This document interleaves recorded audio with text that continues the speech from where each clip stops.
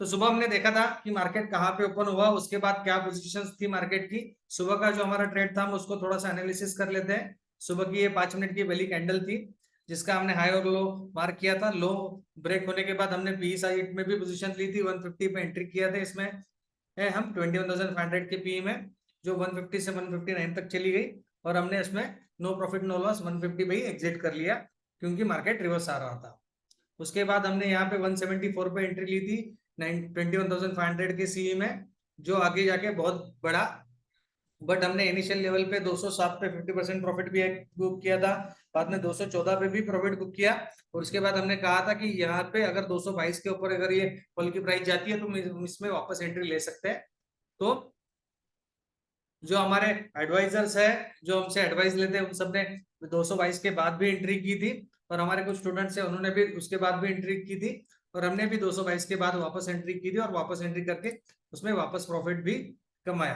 तो depends upon, उसके लिए टाइम देना पड़ता है मार्केट को, बट इनिशियल लेवल पे अगर एक ही ट्रेड हो जाए प्रॉफिटेबल तो उसमें वापस ओवर ट्रेडिंग करने की कोई जरूरत नहीं होती है इनिशियल लेवल पे। अभी कल इंपॉर्टेंट डे है, कल बजट डिक्लेयर होगा, तो बजट के दिन नॉर्मली कैसे होता है, मार्केट ज्यादा वोलेटाइल रहता है। तो हमें ये समझना पड़ेगा कि अगर ज्यादा वोलेटिलिटी में हम ट्रेड करने जाएंगे तो हम अपनी पोजीशंस कहीं गलत ना बना ले। और इसमें दिक्कत क्या होती है, कल मार्केट की वोलेटिलिटी सबसे ज्यादा होती है नॉर्मली। पूरे साल को अगर हम कैलकुलेट करेंगे तो पूरे साल में बजट के दिन वोलेटिलिटी ज्यादा होती है, तो बजट के हिसाब से हमें कल ट्रेड लेने हैं ताकि हमारा जो पोजीशंस है वो प्रॉफिट में रहे। हम गलत पोजीशंस लेके कभी भी लॉस में नहीं वर्कआउट करना है। तो नॉर्मली बजट स्टार्ट होता है सुबह 10 बजे से, 11 बजे तक उसका बेसिक पिक्चर क्लियर हो जाता है। तो उसके लिए हम कल का जो सेशन है वो सुबह 11 बजे रखेंगे, लाइव ट्रेडिंग वाला, क्योंकि 11 बजे तक पिक्चर उसका क्लियर हो जाता है और उसके बाद भी ट्रेडिंग की अपॉर्चुनिटी मार्केट देता है। तो हम कल सुबह मिलेंगे 11 बजे, बट उससे पहले हमें मार्केट का ट्रेंड क्या रहेगा, कैसे ट्रेंड करना है। और ज्यादातर लोग जो नए ट्रेडर्स हैं उन्हें ट्रेडिंग व्यू एप्लीकेशंस को कैसे यूज करना है ये नहीं पता होता है, और ट्रेडिंग व्यू एप्लीकेशंस में हमें कौन कौन से इंडिकेटर्स को फॉलो करना है ये भी नहीं पता होता है। तो हम सबको ये सब चीजों को देखना है कि भाई हम इसे कैसे ट्रेड कर सकते हैं और कैसे इसको फॉलो करना है ताकि हम इसको परफेक्टली वर्कआउट कर सके, राइट। तो हमें इसमें दो चीजों को ध्यान में रखना है। नॉर्मली ट्रेडिंग व्यू तो आपके सबके एप्लीकेशंस में रहेगा, वेबसाइट भी है उसकी और उसका एप्लीकेशन भी है। तो ट्रेडिंग व्यू एप्लीकेशन आप सबको मोबाइल में डाउनलोड करके रखना है ताकि हम ट्रेडिंग जो एनालिसिस है नॉर्मली वो सब ट्रेडिंग व्यू पे ही करते हैं। अपने ब्रोकर के अकाउंट में हम डेली ट्रेड्स लेते हैं वो अलग बात होती है, बट मार्केट बंद होने के बाद जब हम एनालिसिस करते हैं नेक्स्ट डे के लिए तो वो सब एनालिसिस ट्रेडिंग व्यू से ही करते हैं, क्योंकि ट्रेडिंग व्यू का चार्ट क्लियर एंड बढ़िया रहता है to understand and to work out. तो हम मैक्सिमम ट्रेडिंग व्यू के ऊपर ही एनालिसिस करते हैं और ट्रेडिंग व्यू के ऊपर ही हम इसको वर्कआउट करते रहते हैं कि भाई इसका पोजीशंस कैसे रहेगा और इसको हमें कैसे वर्कआउट करना है। तो आज सुबह तो हमने अपना ट्रेड ले लिया। अभी कल के लिए बजट डे है, तो बजट डे में हमें कुछ लेवल्स मार्क करके रखने हैं। आप सबके पास भी अगर अभी पीसी है या फिर आप अगर अभी बुक लेके बैठे हो, ट्रेडिंग करते समय हमने कहा था कि भाई जब भी आप ट्रेडिंग की क्लासेस ज्वाइन करो तभी आपको नोट डाउन करनी है कुछ चीजें जो हमें हमेशा याद रखनी है। तो कल के लिए कुछ हमने लेवल्स मार्क करके रखे हैं जो मार्केट में वर्कआउट हो रहे हैं पिछले कुछ दिनों से। तो हमें भी उन्हीं लेवल्स को फॉलो करना है ताकि हम इन लेवल्स को वर्कआउट कर सके अपने हिसाब से, राइट। तो हमें ये सब लेवल्स को मार्क करके रखना है। देखिए ये निफ्टी का जो सपोर्ट है तो हमें उसे तो पहले इसे मार्क करना है।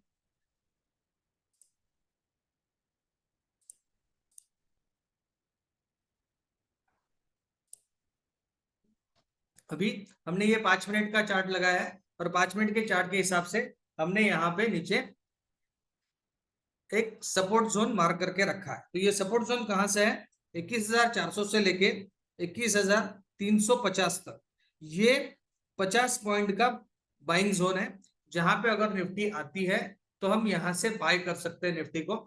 ये अभी हमारा प्रेडिक्शन है। देखिए कोई भी प्रेडिक्शन 100% परफेक्ट नहीं होता है, बट हमें इसको एनालिसिस करना है कि कभी कभी हमारे प्रेडिक्शन सही भी जाते हैं और कभी कभी गलत भी होते हैं। बट हमें ये प्रेडिक्ट करना है क्योंकि कल बजट डे है, तो बजट डे के लिए हमारी ट्रेडिंग स्ट्रेटजी रेडी होनी चाहिए कि भाई हमें क्या करना है।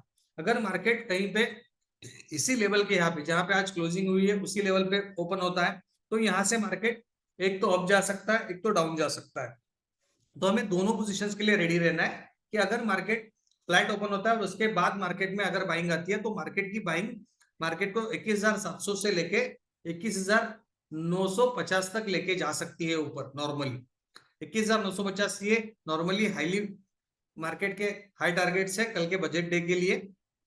और अगर मार्केट अप्रोक्सीमेटली 21,950 के ऊपर ही अगर ओपन होता है तो हमें ये ध्यान में रखना है, कल बजट डे है तो बजट डे में मार्केट का एक्सपेक्टेशन बहुत ज्यादा होता है। तो एक्सपेक्टेशन के हिसाब से अगर बायर्स ने ऑलरेडी बाइंग की पोजीशंस लगा के रखे रहेंगे तो फिर मार्केट ज्यादा गैप अप भी हो सकता है। तो ऐसे केस में हमें देखना है कि अगर 21,950 के ऊपर मार्केट ओपन होता है तो वो केस में हमें नॉर्मली थोड़ी सी सेलिंग की अपॉर्चुनिटी को ढूंढना है, क्योंकि यहाँ से मार्केट 22,000 जो रेजिस्टेंस है नॉर्मली ये बड़ी रेंज है 21,900 के बाद वाली जो 22,000 तक लेके जाती है।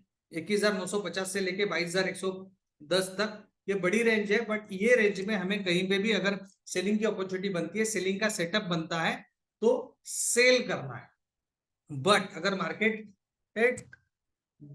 का जो बजट उसका स्टेटमेंट आने के बाद अगर मार्केट इस लेवल को सस्टेन करता है तो मार्केट अपने बजट में अगर कुछ अच्छा गवर्नमेंट डिक्लेयर करती है तो डेफिनेटली मार्केट ये लेवल को भी क्रॉस करके ये जो ऊपर वाला हाई बजट लेवल है जो हमने मार्क करके रखा है ये सिर्फ बजट के लिए अपडेट यहाँ पे जा सकता है मार्केट। तो ये लेवल जो है वो 22,120 से लेके 22,220 का बड़ा लेवल है अप्रोक्सीमेटली।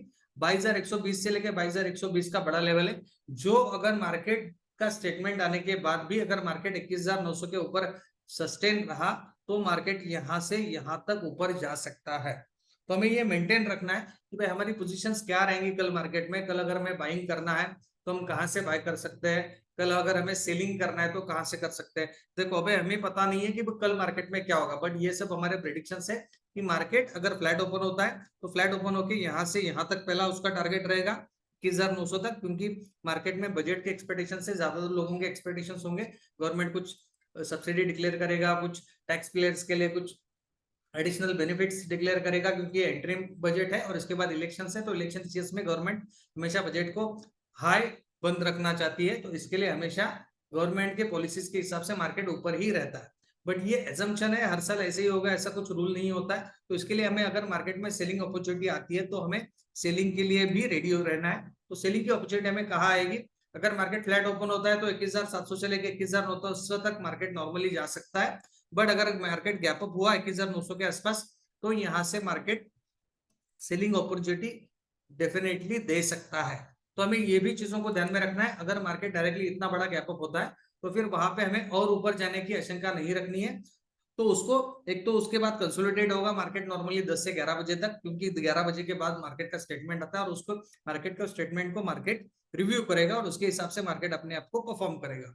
तो हमें इन सब चीजों को ध्यान में रखना है। 9 से 11 नॉर्मली कोई जो इनिशियल बिगनर ट्रेडर्स है उन्हें ट्रेड करने की कोई जरूरत है नहीं है, उन्हें मार्केट को वॉच करना है। और जिनका ये फर्स्ट बजट है, देखो बजट के दिन हर साल बजट डिक्लेयर होता है और हर साल बजट के दिन ये हाई वोलेटिलिटी मेंटेन होती है मार्केट में। तो बजट के दिन कैसे ट्रेड करना है इसका हमें एक्सपीरियंस, प्रीवियस एक्सपीरियंस होना बहुत जरूरी है। तो जो नए ट्रेडर्स है, बिगिनर्स है, उन्हें अगर वो एक्सपीरियंस है नहीं है और उन्हें रिस्क भी नहीं लेना है तो वो सिर्फ मार्केट को ऑब्जर्व कर सकते हैं। कि मार्केट को ऑब्जर्व करके हमें ये समझना है कि इसमें क्या एग्जैक्टली वर्कआउट हो रहा है। अदरवाइज हम क्या कर सकते हैं, अदरवाइज हम ट्रेड्स भी ले सकते हैं, बट हमें ट्रेडिंग करने से पहले हमें अपने सिस्टम को रेडी रखना है कि निफ्टी के हमने कुछ लेवल्स मार्क करके रखे हैं। ये मैंने आपको बताया निफ्टी का लेवल है, तो इन लेवल्स को आपको मार्क करके रखना है। 21,400 से लेके 21,350 ये बेसिक लेवल है जहां पे मार्केट सपोर्ट ले सकती है। और अगर इतना नीचे आता है मार्केट तो यहाँ से हमें बाइंग की अपॉर्चुनिटी निफ्टी जरूर देगा। तो यहाँ पे अगर हम निफ्टी का मार्केट आता है तो हमें यहाँ से बाइंग ढूंढनी है। अगर फ्लैट ओपन होता है तो फ्लैट ओपन होकर यहाँ पे वो रिट्रेस कर सकता है और यहाँ से वापस बाइंग दे सकता है। तो वो भी केस में हमें इसका सिनेरियो याद रखना है, अगर मार्केट फ्लैट ओपन होकर नीचे आता है तो नीचे यहाँ तक आ सकता है और यहाँ से वापस बाइंग निफ्टी दे सकता है। और अगर मार्केट गैप अप ओपन होता है या फिर फ्लैट ओपन होकर ऊपर जाता है तो 21,950 तक मार्केट ऊपर जा सकता है। और नॉर्मली 21,950 के बाद हमें इस जोन में कहीं पे भी सेलिंग अपॉर्चुनिटी मिल सकती है, बट उसमें सेलिंग का सेटअप हमें ढूंढना है कि सेलिंग का सेटअप अगर हमें वहां पे कहीं मिलता है तभी हम उसमें सेल करेंगे। अदरवाइज मार्केट का स्टेटमेंट आने के बाद भी 21,950 के लेवल को मार्केट मेंटेन रखता है तो डेफिनेटली मार्केट 21,950 के लेवल से भी ऊपर जाने की पॉसिबिलिटी है। क्योंकि मार्केट में अगर कुछ ऐसा अच्छा डिक्लेयर होता है गवर्नमेंट की तरफ से तो डेफिनेटली मार्केट उसको पॉजिटिव में लेगा और मार्केट 21,950 से लेके 22,220 तक के लेवल तक ऊपर जा सकता है। बट इसमें इनिशियल लेवल पे 22,000 का एक बड़ा रेजिस्टेंस है, तो वो भी थोड़ा सा हर्डल का काम करेगा। वहां पे रिट्रेस करके मार्केट डेफिनेटली ऊपर जा सकता है। तो ये रिट्रेस अगर मार्केट यहाँ से होता है तो हमें इन चीजों को भी ध्यान में रखना है। अगर मार्केट यहाँ से रिट्रेस होता है तो हमें इन चीजों को भी ध्यान में रखना है कि रिट्रेस अगर मार्केट हो रहा है तो हमें उन सब चीजों को फॉलो करना है। अदरवाइज रिट्रेस नहीं हो रहा है तो हम डायरेक्टली अपसाइड कॉल में जा सकते हैं। और मार्केट में देखो अभी तक का एक्सपीरियंस है कि मार्केट के बजट के दिन मार्केट दोनों साइड मूवमेंट देता है। तो डेफिनेटली अगर मार्केट में कुछ अच्छा है तो उसका अच्छा इंपैक्ट होगा इनिशियल लेवल पे, बायर्स बाय करेंगे, बट उसके बाद उसमें प्रॉफिट बुकिंग भी आती है सेम डे। तो ये हमें हमेशा याद रखना है। मार्केट कल वन वे या वन साइड ट्रेड नहीं करेगा। नॉर्मली मार्केट कल दोनों साइड मूवमेंट देगा। कुछ एक्सपेक्टेशन से हिसाब से नहीं मार्केट का स्टेटमेंट आया तो मार्केट डेफिनेटली 21,400 तक नीचे आ सकता है और उसके बाद उसको रिवाइज करके वापस ऊपर बाइंग की तरफ जा सकता है। या फिर मार्केट कुछ अच्छा है ये एक्सपेक्टेशन में ऊपर जा सकता है और उससे मार्केट का स्टेटमेंट आने के बाद अगर मार्केट ने उसे पॉजिटिव में नहीं लिया तो फिर मार्केट यहाँ से नीचे भी आ सकता है। तो हमें इन सब लेवल्स को ध्यान रखना है। ये सब लेवल्स आपको नोट डाउन करके रखने हैं आपके डायरी में। आप अपने ट्रेडिंग व्यू के एप्लीकेशन के ऊपर भी इन सब लेवल्स को नोट डाउन करके रख सकते हो ताकि हमें कल ट्रेडिंग करते समय आसानी हो। राइट, सेम हमें बैंक निफ्टी का भी वर्कआउट करना है क्योंकि बैंक निफ्टी में भी ज्यादातर ट्रेडर्स ट्रेड करते हैं। तो हमें पता होना चाहिए कि अगर हम बैंक निफ्टी में ट्रेड कर रहे हैं तो हमें बैंक निफ्टी में कैसे ट्रेड करना है। तो उसके लिए हमें बैंक निफ्टी का भी चार्ट ओपन करके रखना है। भाई बैंक निफ्टी के चार्ट में नॉर्मली क्या लेवल्स हैं जिन्हें हमें फॉलो करना है। राइट, तो हमें ये लेवल्स पता होने चाहिए, इसके लिए हमने ये चार्ट बना के रखा है। तो ये सब काम जो है नॉर्मली मार्केट बंद होने के बाद और नेक्स्ट डे मार्केट ओपन होने से पहले हमें रेडी रखना पड़ता है कि मार्केट में कहाँ से बाइंग आ सकती है और कहाँ से सेलिंग आ सकती है। तो मार्केट अभी देखो, मार्केट आज क्लोज हुआ है अप्रोक्सीमेटली 46,000 के आसपास क्लोज हुआ है, 46,000 से थोड़ा सा नीचे 45,980 के आसपास। तो मार्केट अगर फ्लैट ओपन होता है तो यहाँ से ये 46,500 तक पहले जाएगा। 46,500 के बाद 46,800 उसका पहला हर्डल है, उसके बाद 47,200 सेकंड हर्डल है और उसके बाद 47,500 थर्ड हर्डल है। तो ये नॉर्मली 3 हर्डल्स है जहां तक मार्केट एक्सपेक्टेड मूव से जा सकता है। तो हमें ये सब सिर्फ ध्यान में रखना है और उसके हिसाब से ये लेवल्स नोट डाउन करना है। देखो मार्केट में कल ट्रेंडिंग डे रहेगा, बजट डे है, तो वोलेटिलिटी बढ़ेगी तो मार्केट में दोनों साइड मूव आएंगे, ये तो पहले फिक्स है। मार्केट सिर्फ वन वे मूव नहीं करेगा कल। तो मार्केट एक्सपेक्टेशन में अगर ऊपर जाता है और स्टेटमेंट आने के बाद कुछ उसको निगेटिवली लेता है तो ये लेवल से मार्केट और नीचे आ भी सकता है। और कल के दिन नॉर्मली ऐसे होता है मार्केट दोनों तरफ बड़ी बड़ी कैंडल्स बनाता है, मतलब 100 से 200 पॉइंट के एक कैंडल बनती है कल बैंक निफ्टी में। नॉर्मली बजट के दिन इतनी वोलेटिलिटी होती है कि 100 से 200 पॉइंट मार्केट 5 मिनट के अंदर मूव कर लेता है। तो हमें ये समझना है कल ऐसी छोटी छोटी कैंडल्स नहीं, कल ऐसी बड़ी बड़ी कैंडल्स बनेगी जो 5 मिनट के अंदर 100 से 200 300 पॉइंट्स की मूवमेंट देंगी। तो हमें इसमें संभल के रहना है। तो अगर हमारी पोजीशंस अगर हमारे अगेंस्ट बनती है तो उसमें लॉस होने की संभावनाएं होती है। तो इन सब से हमें बचना है और ये बचने के लिए हमें नॉर्मली वर्कआउट करना है कि भाई मार्केट में पोजीशंस कैसे लेनी है। तो किसी ने अगर कैरी फॉरवर्ड किया है तो हम नॉर्मली जो हमारे स्टूडेंट्स हैं उनको कॉल और पुट दोनों आउट ऑफ द मनी के ऑप्शंस कैरी फॉरवर्ड करने का की एडवाइस देते हैं। जो हमारे पहले बैच के स्टूडेंट है उन सबको हमने पहले एडवाइस दी थी अगर बजट के दिन आपको कुछ कैरी फॉरवर्ड करके जाना है तो आउट ऑफ द मनी के कॉल्स लेके जाओ और उसमें अगर लॉस होता है तो that is okay, minimum loss होगा। बट अगर उतना मूवमेंट आता है तो डेफिनेटली उसमें अच्छा प्रॉफिट मिल जाता है और दोनों तरफ मार्केट मूव होता है तो डेफिनेटली वर्कआउट होने के चांसेस होते हैं। बट ये ऑप्शनल होता है। हम अगर बिगिनर है, फर्स्ट टाइम ट्रेड कर रहे हैं मार्केट को और बजट के दिन अगर हमारी फर्स्ट डे ट्रेडिंग है तो हमें इन सब चीजों को अवॉइड करना है। हमने आज किसी को भी बीटीएसटी कॉल नहीं दिए थे। नॉर्मली ऑप्शंस के हमने फ्यूचर एंड ऑप्शंस के कुछ कॉल्स बीटीएसटी दिए थे आज, जो कल के लिए हमने वैलिडेट किए, जो कल अच्छा रिजल्ट दे सकते हैं। तो उस कॉल को भी हम देखेंगे भाई हमने वो कॉल क्यों दिए, उसमें क्या इम्पैक्ट हो सकता है, वो कॉल्स हमने कैसे वर्कआउट किए और वो कॉल्स में कल क्या पोजीशन हो सकती है, ये भी हमें देखना है। बट हमें इन सब चीजों को समझना है कि भाई अगर मार्केट में कल मूवमेंट आती है तो वो कैसे हो सकती है।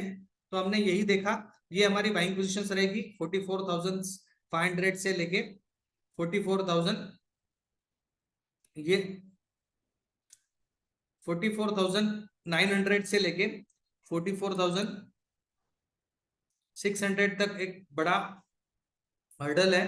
तो यहाँ पे अगर मार्केट आता है तो यहाँ से हमें बाइंग पोजीशन मिल सकती है। मार्केट इतने नीचे अगर नहीं आता है तो मार्केट डेफिनेटली एक्सपेक्टेशंस के मूड में मार्केट ऊपर जा सकता है, या फिर मॉर्निंग में बजट का स्टेटमेंट आने से पहले मार्केट साइडवेज हो सकता है। उसमें ऑप्शंस का प्रीमियम खाएगा नॉर्मली मार्केट, और प्रीमियम खाने के बाद मार्केट कोई भी एक वन साइडेड मूवमेंट दे सकता है। तो हमें इन सब चीजों को ध्यान में रखना है। तो इसीलिए हमने किसी भी स्टूडेंट्स को, नए स्टूडेंट्स को ऑप्शंस को कैरी फॉरवर्ड करने का इसकी सलाह नहीं दी थी। नॉर्मली इसमें अभी कल जब हम 11 बजे मिलेंगे तभी भी मार्केट हमें अपॉर्चुनिटी डेफिनेटली देगा बाय करने के लिए या सेल करने के लिए, तो हम उसके हिसाब से कल ट्रेड लेंगे और उसके हिसाब से प्रॉफिट वर्कआउट करेंगे। बट नॉर्मली हमने ये जो दो लेवल्स दिए वो आप इनको नोट डाउन करके रखिए।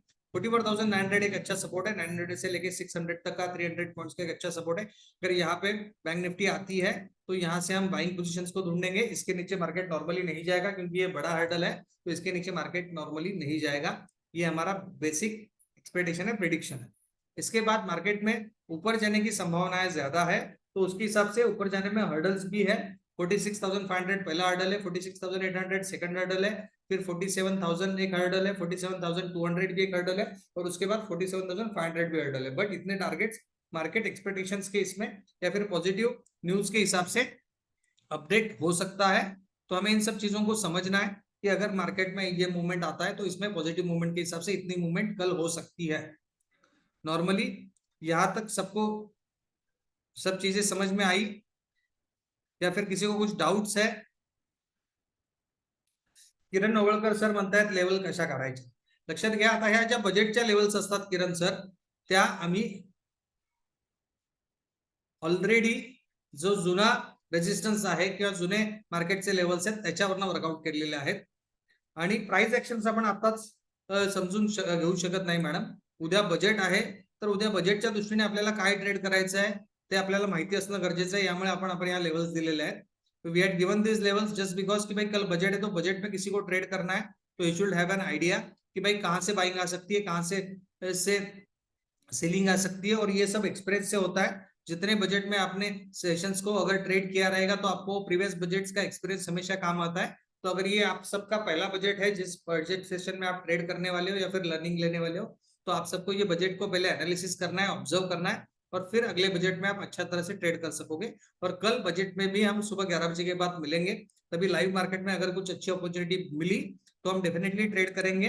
बट नॉर्मली 11 बजे तक मार्केट में साइडवेज होने की आशंका है, क्योंकि 11 बजे तक नॉर्मली बजट डिक्लेयर नहीं होता है. 11 बजे के बाद उसका क्लियर स्टेटमेंट आता है, तो क्लियर स्टेटमेंट में हमें मार्केट का मूड पता चलता है, गवर्नमेंट का डिक्लेरेशन पता चलता है, जैसे मार्केट कौन से साइड जाएगा और मार्केट उसको पॉजिटिव लेगा या नेगेटिव लेगा. तो ये सब चीजें मार्केट में अप्रोक्सीमेटली 11 बजे के बाद क्लियर होती है, तभी उसका वर्कआउट हम कल मार्केट में करेंगे 11 बजे के बाद जब हम लाइव मिलेंगे तभी. पहली बात. सेकंड चीज, आपको बैंक निफ्टी और निफ्टी के हमने लेवल्स दिए हैं, तो आप सबको ये बैंक निफ्टी और निफ्टी के लेवल्स वर्कआउट करने हैं ताकि आपको पता चले कि भाई ये लेवल से आपको कल अगर मार्केट में बाइंग पोजीशन मिलती है तो आप डेफिनेटली बाय कर सकते हो. और ये टारगेट के लिए यहाँ पे सेलिंग अपॉर्चुनिटी ढूंढनी है. अगर इतना ऊपर मार्केट जाता है तो यहाँ से सेल की अपॉर्चुनिटी वापस डेफिनेटली मार्केट देगा, क्योंकि प्रॉफिट बुकिंग आएगी. तो प्रॉफिट बुकिंग के लिए यहाँ से हम सेलिंग अपॉर्चुनिटी ढूंढ सकते हैं. तो या फिर जितने भी बीच में हर्डल्स है 46,500, 46,800, 47,000, 47,200 और 47,500, ये हर्डल्स में भी सेलिंग अपॉर्चुनिटी मिल सकती है. तो उसमें हमें टारगेट और सेलिंग अपॉर्चुनिटी दोनों को ढूंढना है. अगर नीचे आता है तो यहाँ से सिर्फ बाइंग की अपॉर्चुनिटी मिलेगी, यहाँ पे वापस सेलिंग मिलना थोड़ा सा मुश्किल है कि इतना नीचे मार्केट शायद नहीं आएगा. मार्केट पॉजिटिव के अवेयरनेस से और मार्केट के ये साल इलेक्शन होने की वजह से गवर्नमेंट इसको ज्यादा पॉजिटिव रखने की कोशिश करेगी. तो ये हमारा हर साल का एक्सपीरियंस है जिससे हमने मार्केट को प्रेडिक्ट किया है. अभी हम इसमें मार्केट के जो डेली हम चार्ट्स में इंडिकेटर्स लगाते हैं उस चार्ट्स को लगाएंगे वापस, और फिर वो चार्ट्स को इंडिकेटर्स को हम फॉलो करेंगे.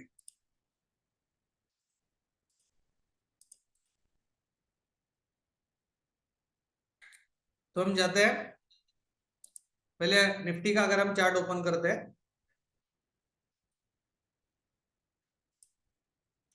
तो देखो हम जो डेली ट्रेड करते हैं उसमें हमें सिर्फ क्लियर अंडरस्टैंडिंग रखना है। सुबह भी मैंने लाइव ट्रेडिंग में आपको बताया था कि भाई हमें, अगर हम इंट्राडे ट्रेड कर रहे हैं, इंडेक्स पे ट्रेडिंग कर रहे हैं, तो हमें ज्यादा चार्ट्स और ज्यादा इंडिकेटर्स के ऊपर ज्यादा ध्यान नहीं देना है। चार्ट्स को डेफिनेटली ध्यान में देना है, क्योंकि चार्ट्स हमें हमेशा पॉजिटिव वे में वर्कआउट करने की अपॉर्चुनिटी देता है, और चार्ट्स हमें हर चीजें एक्सप्लेन करते रहता है, क्योंकि तो हमें चार्ट्स को डेफिनेटली फॉलो करना है, बट इंडिकेटर्स को ज्यादा फॉलो नहीं करना है।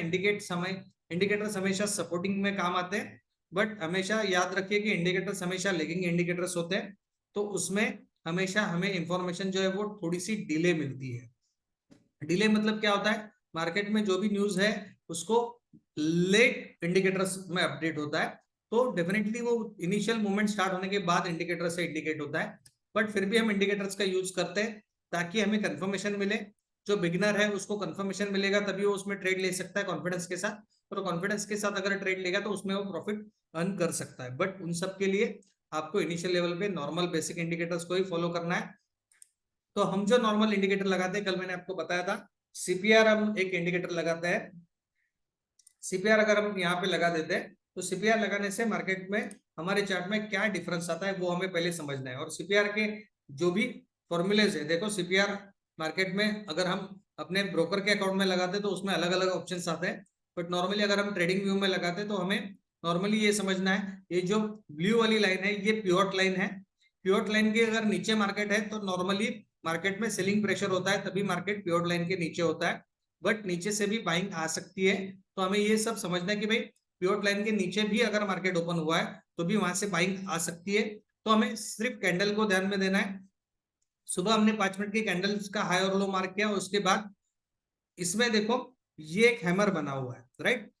अभी हैमर हमें रिवर्सल देता है, तो डेफिनेटली यहाँ पे रिवर्सल आने की आशंका थी जो हैमर ने इंडिकेट किया था।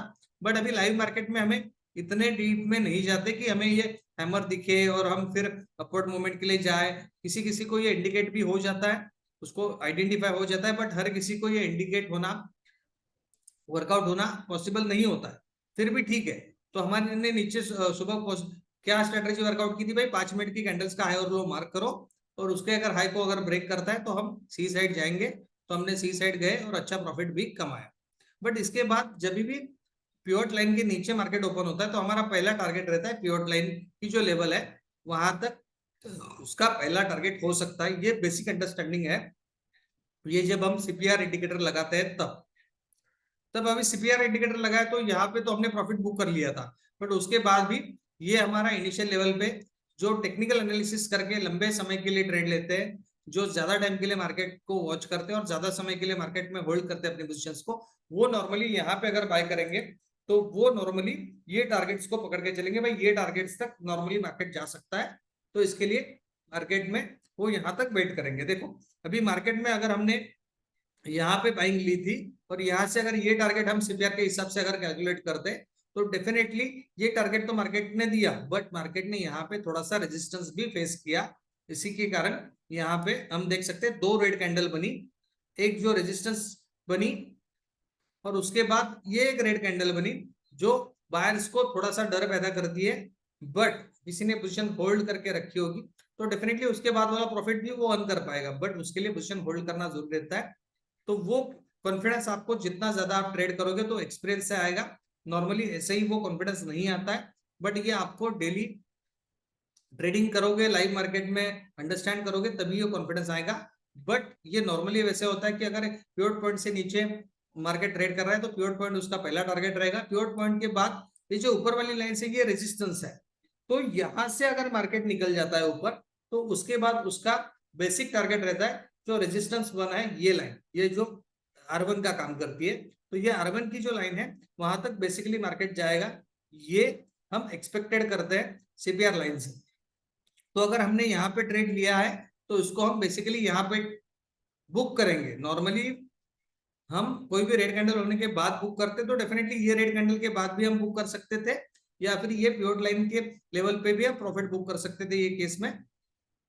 बट हमें ये लाइव मार्केट में समझना होता है, लाइव मार्केट में इसको एनालिसिस करके वर्कआउट करना रहता है, और उसके हिसाब से अगर हम यहाँ पे प्रॉफिट बुक कर लेते तो उसके बाद देखो एक छोटा सा डाउनफॉल आया है। बट अभी ये छोटा सा डाउनफॉल है क्या? नहीं, क्योंकि ये 740 से लेके यहाँ तक 650 तक आया, मतलब 90 पॉइंट मार्केट गिरा यहाँ से। तो इसमें भी स्कैल्पिंग ट्रेडर जो रहते, स्कैल्पर्स रहते, वो यहाँ पे सेल की पोजीशन बना लेते हैं या फिर पुट कॉल लेते हैं, और पुट कॉल में भी यहाँ पे प्रॉफिट कमाते हैं। यहाँ पे कॉल में प्रॉफिट कमाए, यहाँ पे पुट कॉल में प्रॉफिट कमाने वाले भी छोटे छोटे ट्रेडर्स होते हैं जो स्मॉल पॉइंट्स के लिए स्कैल्पिंग करते हैं। देखो इनिशियल लेवल पे हर बिगिनर ट्रेडर के लिए, जो नए ट्रेडर्स है उनको ये कॉन्फिडेंस नहीं आता है, बट आपको ये समझना पड़ेगा हमें हर ट्रेड नहीं लेना है, हर मूवमेंट को कैच नहीं करना है। अभी हमने सुबह यहाँ पे 9:25 को एंट्री ली थी, 9:25 से लेके हमने यहाँ तक प्रॉफिट बुक किया था। पहला टारगेट हमारा 9:45 को ही हो गया था, राइट। तो 9:45 को हमारा प्रॉफिट हो गया, तो अगर प्रॉफिटेबल ट्रेड अच्छा हुआ है तो उसके बाद मार्केट कहीं पे भी जाए, मार्केट बुलाता है, लेकिन मार्केट में जाना नहीं है। ये हमेशा याद रखना है। मार्केट में 9 से 3:30 बजे तक मार्केट चलता है, तो उसमें हर बार छोटी मोटी मूवमेंट्स होती रहेंगी, बट हमें मार्केट में हर बार ग्रीडी टारगेट लेके नहीं चलना है, क्योंकि हर बार अगर हम ज्यादा ग्रीडी होके काम करेंगे तो उसमें लॉस होने की ज्यादा पॉसिबिलिटीज होती है। तो इसके लिए हमें ग्रीडीनेस को अवॉइड करना है।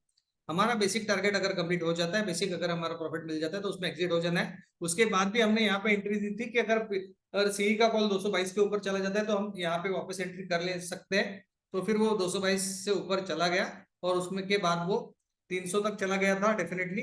तो 300 तक किसी ने अगर प्रॉफिट होल्ड किया रहेगा तो उसको वो प्रॉफिट भी मिला होगा ऊपर वाला। हमने भी वो बाद में प्रॉफिट लिया, बट दैट इज ओके, वो आपको एक्सपीरियंस से आएगा। इनिशियल लेवल पे वो नहीं आता है नॉर्मल ट्रेडर्स को, but that is okay. But आपको ये समझना है कि भाई ये प्रॉफिट हम मार्केट से ले सकते हैं। तो इसीलिए आपको इनिशियल लेवल पे सीपीआर एक अच्छा इंडिकेटर है जो काम करने में आसानी अलाउ करता है हमें काम करने के लिए। दूसरा इंडिकेटर है जो हम नॉर्मली लगाते हैं मार्केट में, जिस दिन मार्केट ज्यादा वोलेटाइल होता है तो उस दिन हम ईएमए का क्रॉसओवर को फॉलो करते हैं। तो ईएमए के क्रॉसओवर को अगर हमें फॉलो करना है तो हम 20 और 50 ईएमए के क्रॉसओवर को लगा सकते हैं। 20 और 50 ईएमए के क्रॉसओवर के बहुत सारे इंडिकेटर्स मार्केट में अवेलेबल है, उसमें से आप कोई भी लगा सकते हो। ये हमने देखो, ये जो ब्लू लाइन है वो 20 ईएमए का क्रॉसओवर है, ये जो ब्राउनिश कलर की लाइन है वो 50 ईएमए का क्रॉसओवर है। अभी देखो हमें इसमें क्या करना है, देखो ये इंडिकेटर्स जैसे मैंने कहा कि ये लेट अपडेट करते हैं, तो इसने क्रॉसओवर कहां पे दिया, यहां पे दिया। मतलब पहला हर्डल खत्म होने के बाद यहां से यहां तक का जो मूव है मार्केट में, ये इंडिकेटर ने कैच नहीं किया, और यहाँ पे पॉजिटिव बाइंग इंडिकेट इसने कर दी। मतलब इसके बाद भी हम यहाँ पे ये कैंडल से बाइंग कर सकते थे, और ये कैंडल से हम यहाँ तक का प्रॉफिट ले सकते थे, क्योंकि हमें एग्जिट करने के लिए तो डेफिनेटली एक रेड कैंडल बनेगी तो एग्जिट करना ही है, क्योंकि हमेशा हमें इंट्राडे में प्रॉफिट बुक करते रहना है।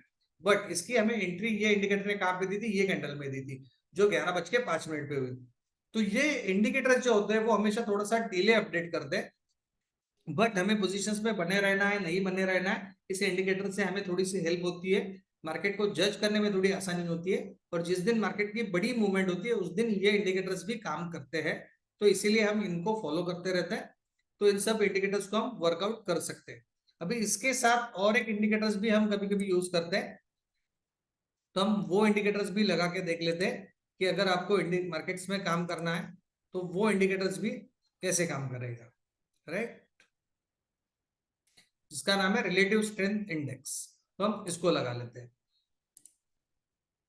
देखो अभी ये रिलेटिव स्ट्रेंथ इंडेक्स हमने अगर इंडिकेटर लगा दिया तो ये हमें क्या बता रहा है, ये भी हमें समझना पड़ेगा कि भाई ये हमें क्या बताता है। इसके लिए पहले इसके हम सेटिंग में जाएंगे, सेटिंग में जाके इसका जो स्टाइल है उसको थोड़ा सा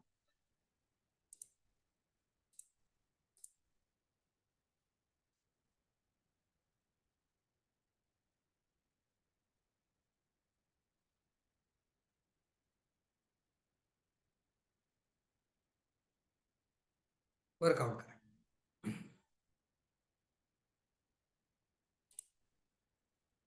ब्लू लाइन दिख रही है, नहीं दिख रही, चलो ठीक है, इसको हम ग्रीन कर लेते हैं, सबको दिखने में आसानी।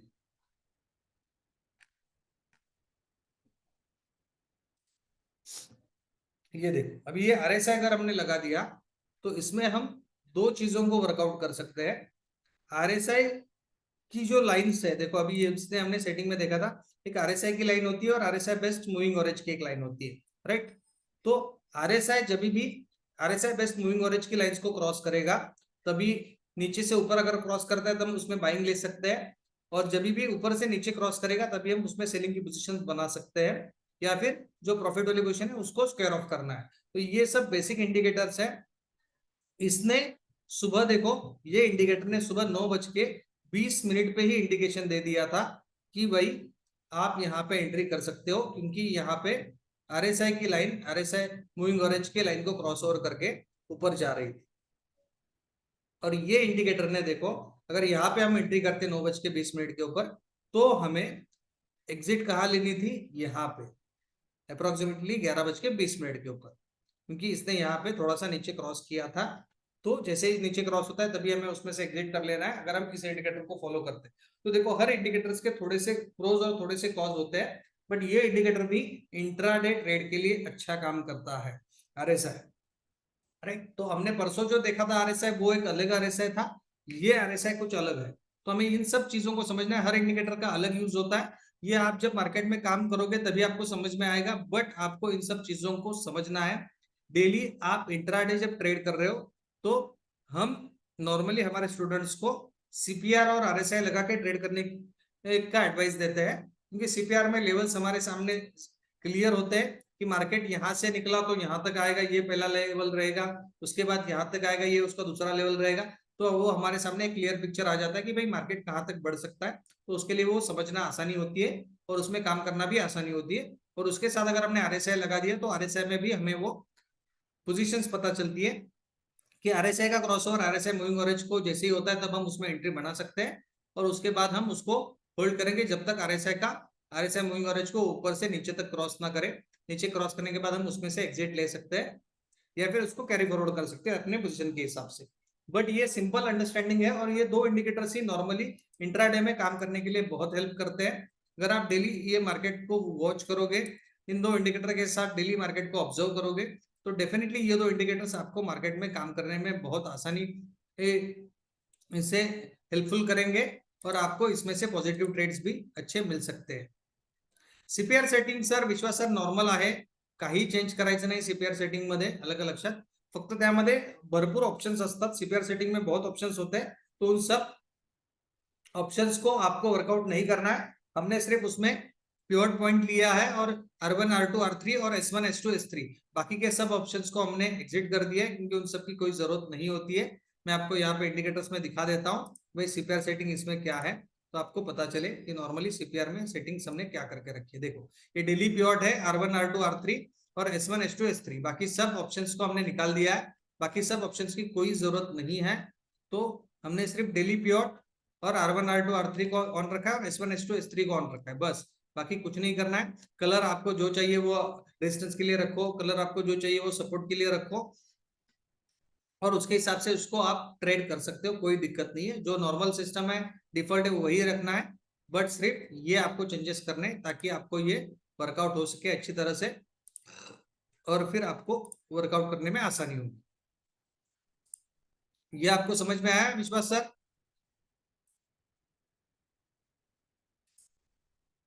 ओके, चलो, ये अच्छी बात है, आपको ये समझ में आ रहा है, दैट इज गुड, क्योंकि ये आपको अंडरस्टैंड होना बहुत जरूरी है। क्योंकि ये आपको जब डेली लाइव मार्केट में ट्रेड करोगे, तो आपको देखो अभी इंट्राडे ट्रेडिंग की बेसिक कंसेप्ट हमने समझा दी है। बेसिक कंसेप्ट में आपको ये समझना है कि कैंडल सिर्फ ग्रीन बनती है, रेड बनती है, उससे कुछ नहीं होता है। हमें हमारे सेटअप से काम करना है, हमें कहीं से इंडिकेट होना चाहिए। प्योर लाइन के अबो है तो मार्केट में डेफिनेटली बायर प्रेशर होता है, तो उसके बाद कोई भी ग्रीन कैंडल के ऊपर हम बाइंग ले सकते हैं नॉर्मली, बट वैसा उसमें सेटअप होना चाहिए। उसके साथ अगर हम आरएसआई को फॉलो कर रहे हैं, तो आरएसआई का क्रॉसओवर डेफिनेटली मूविंग एवरेज के अबो होना चाहिए, तभी हम उसको बाय करेंगे, और उसको अप्रोक्सीमेटली सीपीआर के लेवल के हिसाब से नेक्स्ट टारगेट तक ट्रेल कर सकते हैं, और नेक्स्ट टारगेट होने के बाद उसमें से एग्जिट कर सकते हैं। तो हमें ये सिंपल लॉजिक फॉलो करना है जो हम निफ्टी में नॉर्मली करते हैं।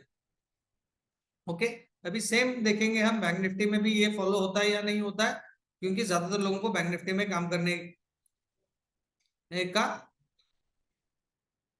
क्रेज होता है नॉर्मली, बहुत नए बिगिनर्स का, क्योंकि बैंक निफ्टी में बहुत बड़े बड़े प्रॉफिट्स बनते हैं, ऐसा लोगों ने सुना है, और बनते भी है। ये बात तो सही है कि भाई मार्केट में बैंक निफ्टी में बहुत बड़े बड़े प्रॉफिट्स बनते हैं, बट इनके साथ हमें थोड़ा सा रेस्ट्रिक्टेड काम करना पड़ता है। तो हम इसमें सीपीआर पहले लगा देते हैं।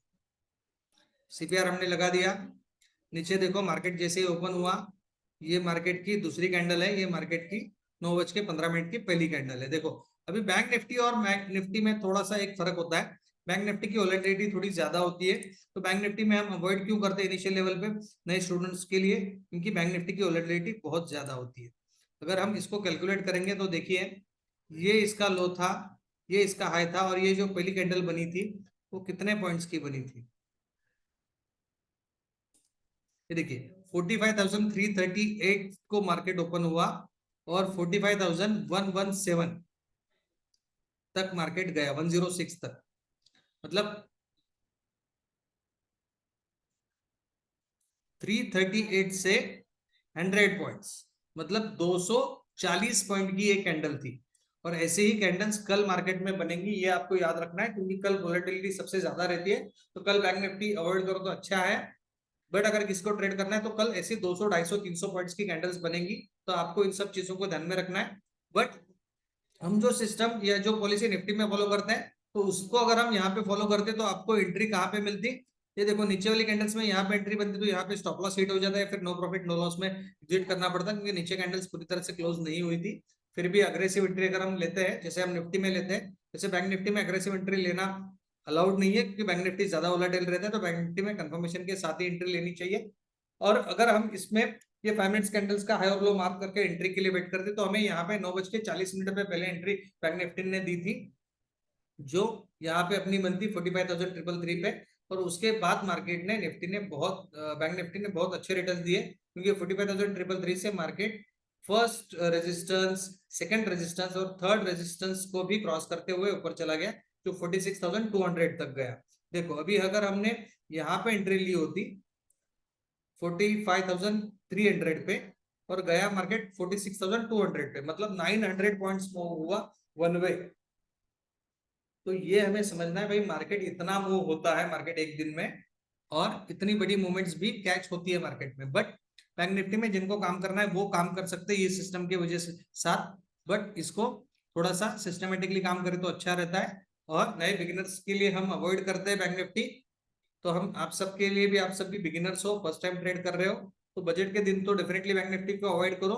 बट आपको निफ्टी का अच्छा एक्सपीरियंस हो जाए तो उसके बाद आप डेफिनेटली बैंक निफ्टी में ट्रेड कर सकते हो।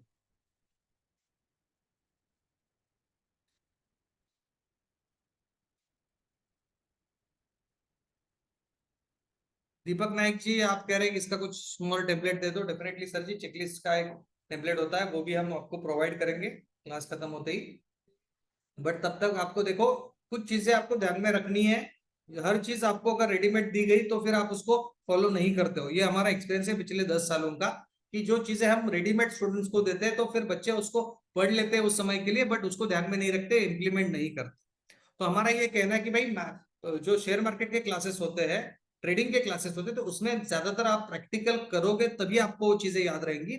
आप कितने भी अच्छे टीचर्स के हिसाब से सीखो, कितना भी अच्छा टीचर आपको दिल से सिखाए, फिर भी आप चीजों को फॉलो नहीं करते हो, क्योंकि सब चीजें आपको रेडीमेड मिलती है। तो इसमें हमें आपको प्रैक्टिकल ज्यादा करना है, थ्योरी आपको समझ के लेनी है। और अगर आप प्रैक्टिकल इसको ज्यादा इंप्लीमेंट करोगे तो आपको ये चीजें हमेशा प्रैक्टिकली काम करते समय याद आएंगी और उसको इंप्लीमेंट करना आसानी होगी। बट अगर हम सब चीजें आपको रेडीमेड देने लगे तो फिर आपको लगता है भाई चीज मेरे पास रेडीमेड है, तो उसको लिखने की जरूरत नहीं है, फॉलो करने की जरूरत नहीं है, और बाद में कुछ दिनों बाद ये आप भूल जाते हो कि भाई ये चीजें हमने सर ने सिखाई थी। तो हमारा ये कहना है कि भाई ये प्रैक्टिकल काम है शेयर मार्केट में काम करना, और इसमें प्रैक्टिकल अगर आप प्रिपरेशन जो है, लर्निंग जो है वो प्रैक्टिकल सीखोगे तो उससे आपका ज्यादा फायदा होगा, और वो चीजें आपको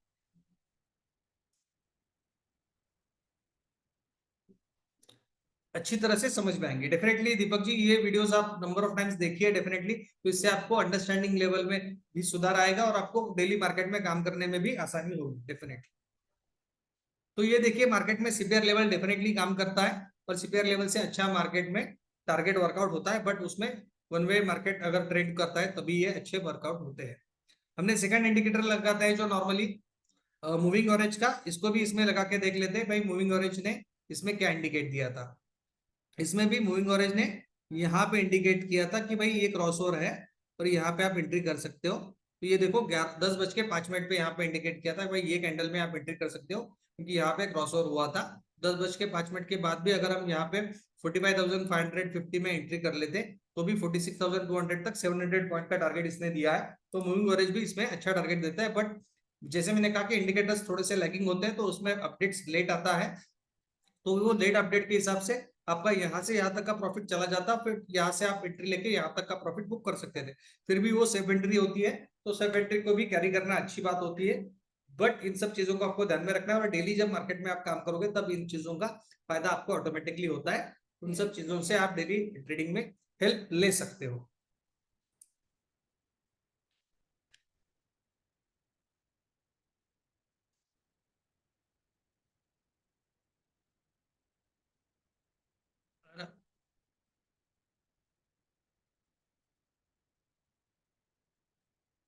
दीपक ji, thank you very much for your compliment. Sir, moving average कितने दिन का होना चाहिए? सर जी, यहाँ पे हमने दो मूविंग एवरेज लगाया है, 20 और 50। देखो, ये दिन का नहीं होता है, जो आप टाइम फ्रेम मार्केट में लगाते हो चार्ट में, उसी चार्ट्स को फॉलो करता है। अगर आपने 5 मिनट की कैंडल्स लगाई है तो 20 जो मूविंग एवरेज है 20 5 मिनट वाली कैंडल्स को फॉलो करेगा और 20 5 मिनट वाली कैंडल का एवरेज निकालेगा। 50 का जो मूविंग एवरेज है वो 50 5 मिनट्स के प्रीवियस कैंडल्स को फॉलो करेगा और उसका ऑरेंज निकालेगा और उसके हिसाब से वो मूव होगा।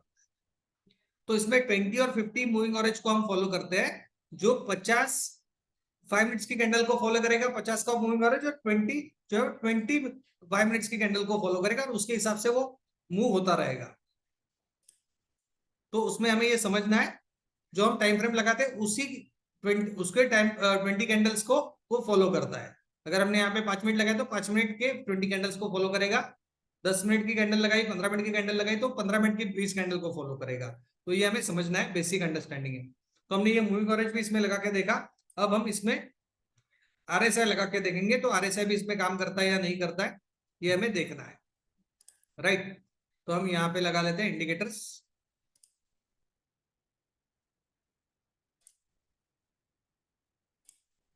आरएसआई आरएसआई में जाके हम इसकी थोड़ी सी सेटिंग को चेंज करेंगे, इसको थोड़ा सा बोल्ड करेंगे और इसको हम रेड कर सकते, कोई दिक्कत नहीं है, और इसको हम ग्रीन कर सकते, कोई दिक्कत नहीं। ओके, अभी हम इसको चार्ट में देखेंगे कि भाई चार्ट में इसने कब इंडिकेट किया था। देखो, आज सुबह मार्केट यहाँ पे खुला, मार्केट खुलते ही ये जो मूविंग एवरेज था वो नीचे की तरफ था, तो यहाँ पे तो कुछ बाइंग का पोजीशन सिग्नल आरएसआई ने नहीं दिया था। इसके बाद यहाँ पे भी नीचे से सब रेजिस्टेंस फेस कर रहा था, बट यहाँ पे भी कोई मार्केट का सिग्नल यहाँ पे आरएसआई ने नहीं दिया था। ये थर्ड कैंडल में भी आरएसआई मूविंग एवरेज को क्रॉसओवर यहाँ पे नहीं दिया था।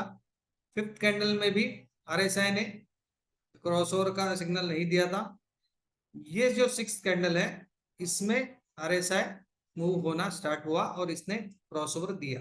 तो हम नॉर्मली 9:35 पे आरएसआई की स्ट्रेटजी के हिसाब से इसमें एंट्री कर सकते थे, और जो हमें इसमें कंटिन्यू रहने का ऑप्शन बता रही थी 9:35 से लेके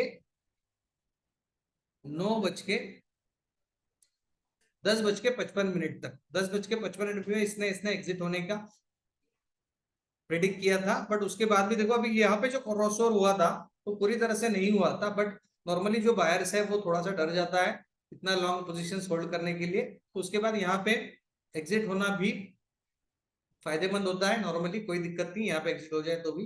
दूसरी चीज, आरएसआई का हमें यूज क्या करना है, ओवरबॉट और ओवरसोल्ड पोजीशंस देखने के लिए। देखो मार्केट यहाँ पे जो हमने ये जो आपको पोजीशंस दिख रही है ये 30 और 70 की पोजीशंस है।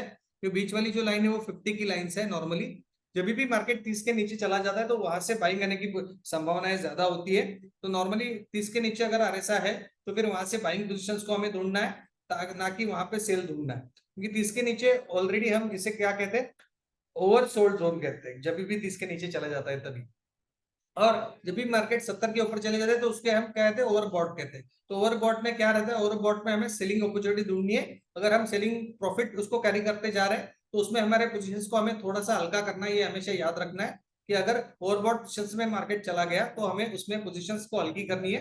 तो देखो मार्केट यहाँ पे ओवरबॉट पोजीशंस में आया था, बट इसके बाद भी ये यहाँ तक कंटिन्यू रहा, राइट।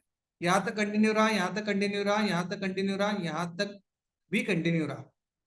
तो नॉर्मली हम यहां से लेके ये कैंडल के हाई से लेके नॉर्मली 10:30 से लेके 11 बजे तक, ये आधे घंटे में कहीं पे भी एग्जिट हो सकते थे, क्योंकि ऑलरेडी ये ओवरबॉट पोजीशन में था।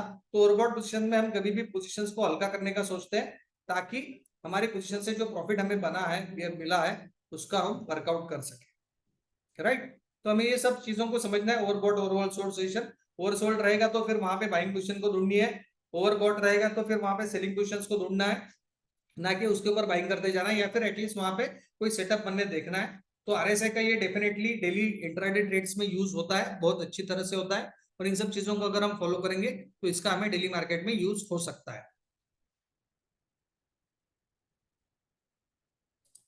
होपफुली ये सब चीजें आपको समझ में आई होंगी, राइट। चलो, परफेक्टली ओके, नो प्रॉब्लम्स। अभी हमने इसमें कल के लेवल्स तो ऑलरेडी आपको दिए हैं, तो इन सब लेवल्स को ध्यान में रखिए, और उन सब लेवल्स को डेफिनेटली आप फॉलो कीजिए कल के लिए।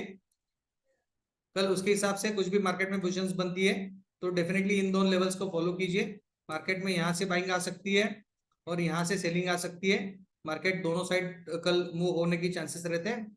ट्रेंडिंग डे है कल, बजट डे है, तो डेफिनेटली मार्केट की वोलेटिलिटी ज्यादा होती है। तो ये हमें सब वर्कआउट करना है।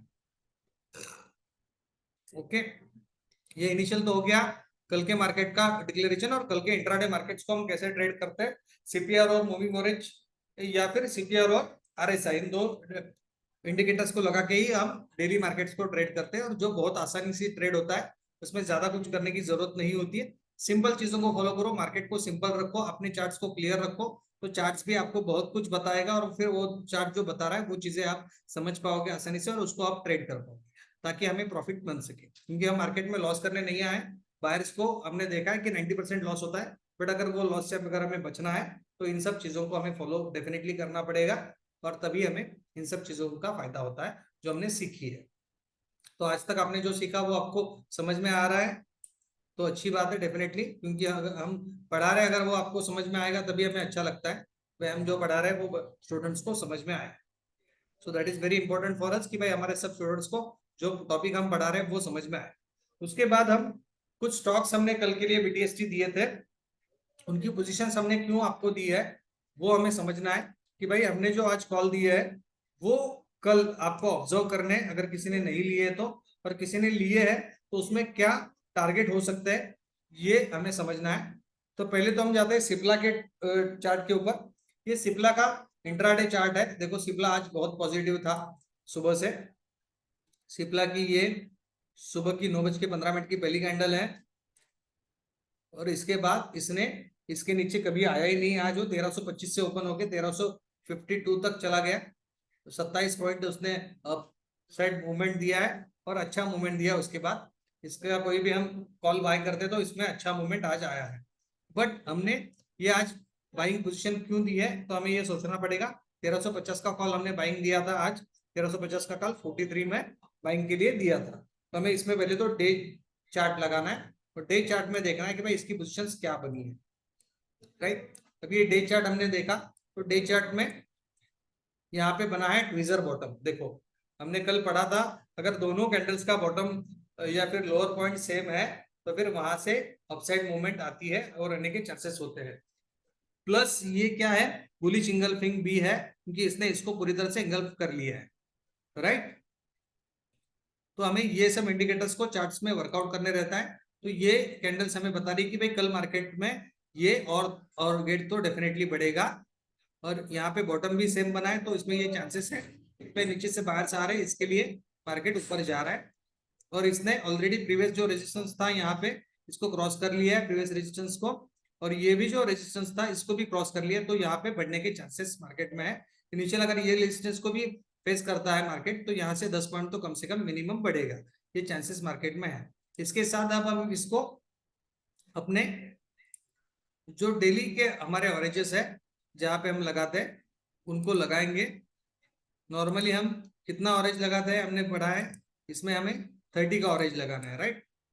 तो 30 का हम एक्सपोनेंशियल ऑरेंज लगाएंगे और इसको फॉलो करेंगे भाई 30 के ऑरेंज के अबव है या नहीं। तो मार्केट में देखो 30 मूविंग ऑरेंज को हमेशा मार्केट सपोर्ट करता है, और मार्केट उसका सपोर्ट लेके ही चलते रहता है। चलो मूविंग एवरेज एक्सपोनेंशियल लगा लेते हैं सिंपल, और इसमें हम 30 का एवरेज लगा लेते हैं।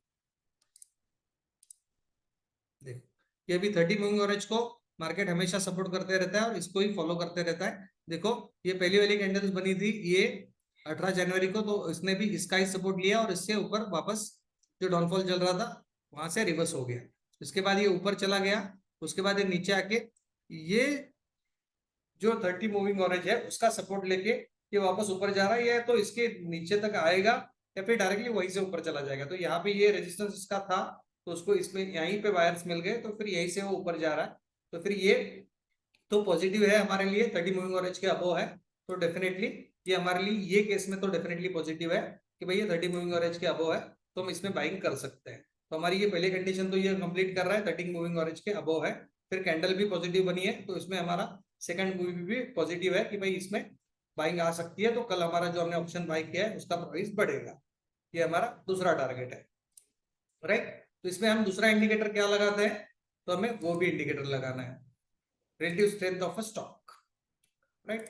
तो वो भी इंडिकेटर हमने लगा दिया, तो वो भी पॉजिटिव है या नहीं वो हमें देखना है। यहाँ पे हमें सेटिंग में जाके इसको 52 करना है, क्योंकि हमें एक साल का देखना है। ये हमने 52 लगा दिया, तो ये थोड़ा सा नेगेटिव यहाँ पे लग रहा है, राइट। देखो ये अभी हमेशा ये चेंजेस होते रहते हैं मार्केट में, बट ये नीचे से ऊपर आ रहा है, तो इसमें अभी तक बाइंग पोजीशंस आरएसआई ने नहीं दी है। फिर भी हमने आज ये बाइंग का कॉल दिया था, क्योंकि हमारे एक्सपेक्टेशन से हिसाब से ये कल ग्रीन हो जाएगा और ये भी यहाँ से ऊपर जाएगा। तो हमने ये थोड़ा सा रिस्क वाला कॉल दिया है, बट डेफिनेटली इसमें पोजीशंस कल क्या बनती है कल हम इसमें वॉच करेंगे, और इसमें वर्कआउट होगा तो हमारा प्रॉफिट हम बुक करेंगे। ओके, ये चीज आपको समझ में आई। तो आपको भी ये एनालिसिस खुद करने आना चाहिए, क्योंकि हमने कैंडल्स के टाइप्स देखे हैं, तो कैंडल के टाइप के हिसाब से भी आपको प्रेडिक्ट करने आना चाहिए कि भाई कैंडल ऐसी बनी है तो इसमें ये पोजीशन बन सकती है, तो हम इसमें ये प्रॉफिटेबल ट्रेड ले सकते हैं। इसको आरएसआई से कंपेयर करो और उसके हिसाब से उसमें कॉल पोजीशन बनो। हमने सेकंड कॉल दिया था आज टाटा केमिकल्स का, तो हम टाटा केमिकल्स के चार्ट के ऊपर चलते हैं। टाटा केमिकल्स का ये चार्ट है, देखो आज सुबह की ये पहली कैंडल है 9:15 की, इसके अबोव ये ओपन हुआ और उसके साथ ये ऊपर ही चलता रहा, ऊपर ही चलता रहा, ऊपर ही चलता रहा, ये नीचे आया ही नहीं, राइट। तो इसमें भी अगर आप आज हम कॉल लेते तो आज इसमें पैसा बनाते। अच्छा, हमने भी इसमें कॉल लिया था सुबह और प्रॉफिट भी कमाया, बट ठीक है, आज हमने जो कॉल लिया है वो कल के लिए भी प्रॉफिट कमा के देगा, क्योंकि इसमें हमने 1030 का कॉल लिया है बाय करने के लिए, जो 50 पे बाइंग है, और जिसका टारगेट 60 तक नॉर्मली वो 10% तो मिनिमम जाएगा, ये हमारा टारगेट है। बट इसमें भी क्या है, ऊपर ये तो थोड़े से हर्डल्स है, तो इसमें ये थोड़ा सा रेजिस्टेंस फेस कर सकता है, बट मार्केट का मूवमेंट अच्छा है, तो हमें इसको कैलकुलेट करना है डे वाइज कैंडल पे। भाई डे वाइज कैंडल में इसकी कैंडल्स क्या बनी है ये पहले हम देखेंगे। तो इसकी जो डे कैंडल है वो देखो, यहाँ पे इन्होंने मल्टीपल कैंडल्स ने सपोर्ट लिया है, 1 2 3 4 5 6 7, 1 2 3 4 5 6 कैंडल ने यहाँ पे सपोर्ट लिया है, तो ये एक अच्छा सपोर्ट हो गया है सब कैंडल्स के लिए। अजीत जी उसके लिए चार्ट देखने पड़ते हैं, और 200 स्टॉक्स आप चार्ट नहीं दे सकते, तो इसके लिए आपको कम से कम 20 स्टॉक्स ऐसे निकालने हैं, आपकी जो पसंदीदा कंपनी है उन कंपनियों को निकालना है, और उस 20 कंपनियों को ही आपको डेली फॉलो करना है। आपको जब तक चार्ट देखने की आदत नहीं लगेगी तब तक आप परफेक्ट अंडरस्टैंडिंग में उसको वर्कआउट नहीं कर पाएंगे। तो इसके लिए आपको चार्ट देखने की और 20 ऐसे स्टॉक्स निकालने की आदत होनी चाहिए। आपको जो पसंदीदा कंपनीज है ऐसी 20 कंपनी आज निकालिए और उसके स्टॉक्स को डेली देखते रहिए, अपने वॉचलिस्ट में ऐड कीजिए, उसके डेली मूवमेंट्स को कैच कीजिए, तभी आपको पता चलेगा भाई आपकी मूवमेंट सही हो रही है या नहीं हो रही है, आप जो जजमेंट ले रहे हो सही हो रहे हैं या नहीं हो रहे। तो इसके लिए तो आपको डेफिनेटली सर जी चार्ट्स को वॉच करने के लिए आपको मिनिमम 20 स्टॉक्स से लेके स्टार्ट करना पड़ेगा, और 20 स्टॉक्स को लेके स्टार्ट करेंगे तो बाद में आप 100 स्टॉक्स 200 स्टॉक्स भी वर्कआउट कर पाएंगे, बट इनिशियल लेवल पे 20 स्टॉक्स से स्टार्ट कीजिए।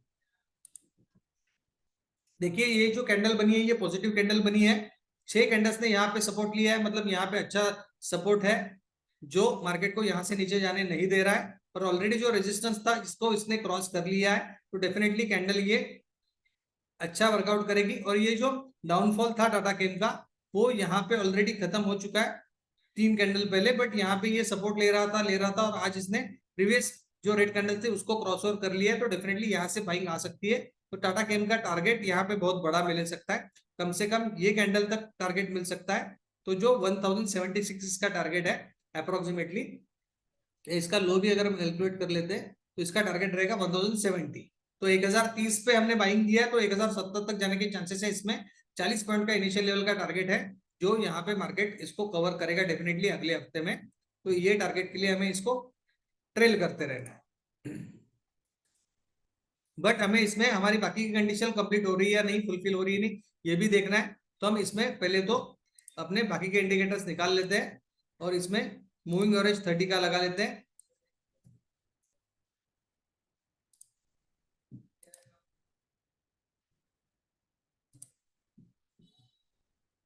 ये देखो अभी भी 30 मूविंग एवरेज के नीचे ही है, बट फिर भी ठीक है।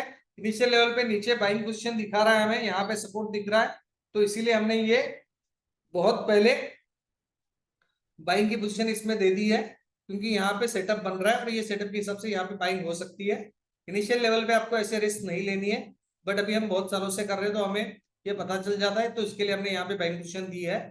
तो हमें इसको वर्कआउट करना है और कल इसको देखना है, ये अगले हफ्ते में टाटा केम अपना टारगेट 1070 का पहला टारगेट डेफिनेटली कंप्लीट करेगा। ओके, तो हमने ये पोजीशन ली है और इसमें हमें सेकंड इंडिकेटर भी लगाना है।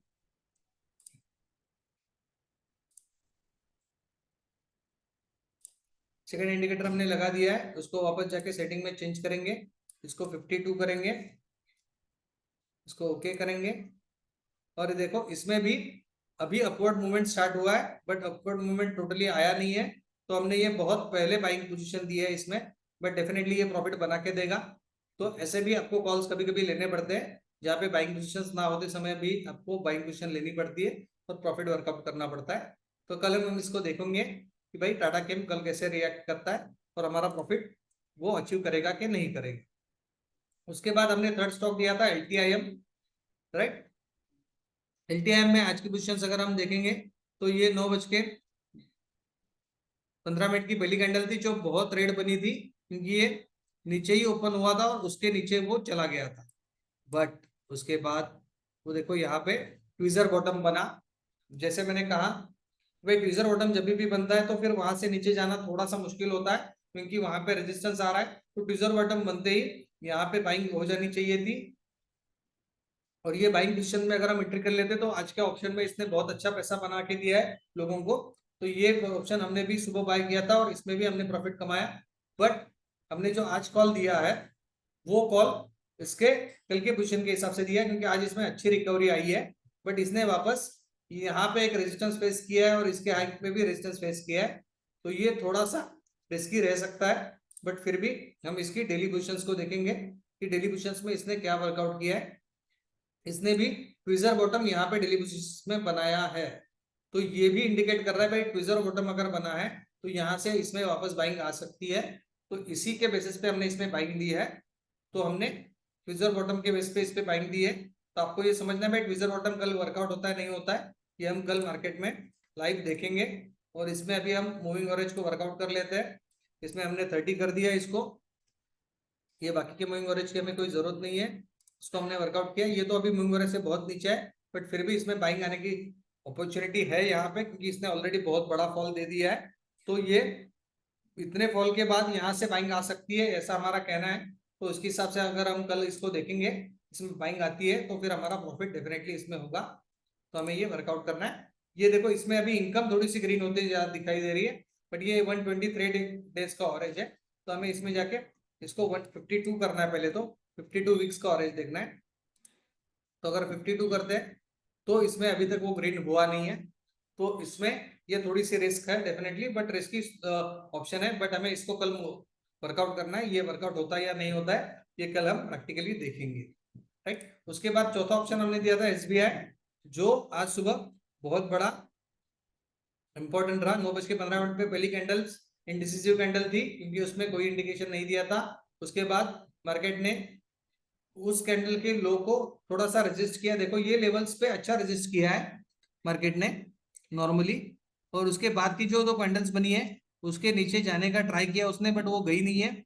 1 2 3 4 5 5th कैंडल ने इसकी बॉडी को क्रॉस ओवर किया है, बट इसको क्रॉस ओवर 6th कैंडल ने किया है। मतलब 9:40 पे इसने बाइंग पोजीशंस दी थी और 9:40 के बाद उसने वापस इसको रिट्रेस किया। ये जो पुरानी लेवल थी उसको सपोर्ट के लिया, उससे रिटेस्ट करके, और उसके बाद जो ये बढ़ा है बहुत अच्छी तरह से बढ़ा है। प्रीवियस जो रेजिस्टेंस थे उसको भी उसने क्रॉस कर लिया है। तो फिर ये इसमें अच्छा बाइंग मूवमेंट बन चुका है ऑलरेडी। तो ये मूवमेंट्स कल कैरी फॉरवर्ड रहने की ज्यादा पॉसिबिलिटीज है, इसके लिए हमने ये बाइंग कॉल दिया है कल के लिए। तो आपको ये समझना है इसमें क्या पोजीशन है, हम इस पे डे वाइज जाके चेक करेंगे। तो डे कैंडल तो हमें सीधा बता रही है कि भाई इसमें अच्छी बाइंग हुई है, बट यहाँ पे उसका प्रीवियस रेजिस्टेंस है, तो हमें ये पता नहीं कि भाई प्रीवियस रेजिस्टेंस को ब्रेक कर पाएगा कि यहाँ से वापस रेजिस्टेंस लेके नीचे आएगा। बट फिर भी हमने यहाँ पे बाइंग पोजीशन दी है, तो हमें ये कल चेक करना पड़ेगा भाई ये मूवमेंट देता है या नहीं देता है। बट फिर भी हम इसको चेक करेंगे, मूविंग एवरेज से चेक करेंगे भाई ये मूविंग एवरेज इस पे काम कर रहा है या नहीं कर रहा है। तो हमने यहाँ पे 30 मूविंग एवरेज लगा दिया, ये क्रॉस ओवर कर दिया। 30 मूविंग एवरेज को अभी हम फॉलो करेंगे, 30 मूविंग एवरेज के अबव है या नहीं। ये कैंडल 30 मूविंग एवरेज के अबव बनी है, तो इसमें डेफिनेटली बाइंग थोड़ी सी स्टार्ट हो गई है। तो हमारे लिए एक अच्छी बात है। सिर्फ ये एक हर्डल है जो अगर क्रॉस होता है तो डेफिनेटली ये ऊपर जाएगा। ये हर्डल क्रॉस करता है या नहीं ये हमें देखना पड़ेगा कल। और सेकंड मूविंग एवरेज अगर हम लगाते हैं तो सेकंड मूविंग एवरेज लगाने के बाद हमें पता चलेगा कि भाई इसमें सच में बाइंग आई है या नहीं आई है। तो हम वो उसको वर्कआउट करेंगे, 52 यहाँ पे एडजस्ट करेंगे और देखेंगे। तो इसमें भी अभी तक रिलेटिव स्ट्रेंथ इंडेक्स ने बाइंग नहीं बताई है, बट यहाँ पे बाइंग वर्कआउट हो रही है क्योंकि ये नीचे से ऊपर तक की तरफ मूव हो रहा है। तो डेफिनेटली इसमें बाइंग आनी चाहिए वैसे तो हम इसको देखेंगे कि नॉर्मली ये बाइंग दिखाएगा कि नहीं, कल हमें पता चलेगा। राइट, उसके बाद हमने कल और एक आज स्टॉक दिया है हिंदुस्तान एरोनॉटिकल्स। ये स्टॉक बहुत बढ़िया स्टॉक है और कल बजट डिक्लेयर होने वाला है, और इंडिया जो है अपनी सिक्योरिटीज के जो भी स्टॉक्स है उसमें बहुत ज्यादा खर्चा करेगी, ऐसा हमारा बेसिक कहना है। क्योंकि सिक्योरिटीज पे हम आज तक इतना ज्यादा खर्चा नहीं करते थे, बट अभी सिक्योरिटीज पे ये टाइम गवर्नमेंट बहुत ज्यादा स्पेंड करेगी, ये हमारा बेसिक एक्सपेक्टेशंस है। ये देखो, ये हमने इसको हम बहुत टाइम से वर्कआउट कर रहे हैं, और ये जो इसका रेजिस्टेंस जोन है उसी में ये आके फंसा हुआ है। तो इसको तो पहले हम निकाल लेते हैं, ये जो पहले रेजिस्टेंस हमने बना के रखे हैं उसको।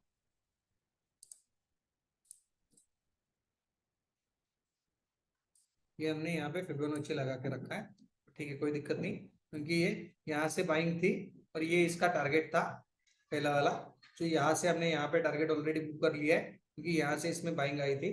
तो और यहाँ से जब सेलिंग स्टार्ट हुई थी तो उसका भी टारगेट यही था जो हमने यहाँ पे वर्कआउट कर लिया है ऑलरेडी। तो इसमें हमने सेलिंग में भी बाय किया, बाइंग में भी प्रॉफिट कमाया।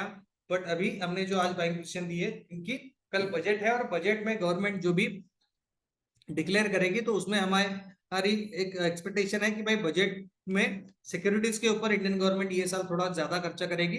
और सिक्योरिटीज में जो सबसे मोनोपोली वाला स्टॉक है HAL हिंदुस्तान एरोनॉटिकल्स, इसमें ये कंपनी को गवर्नमेंट की तरफ से थोड़ा सा पॉजिटिव साइड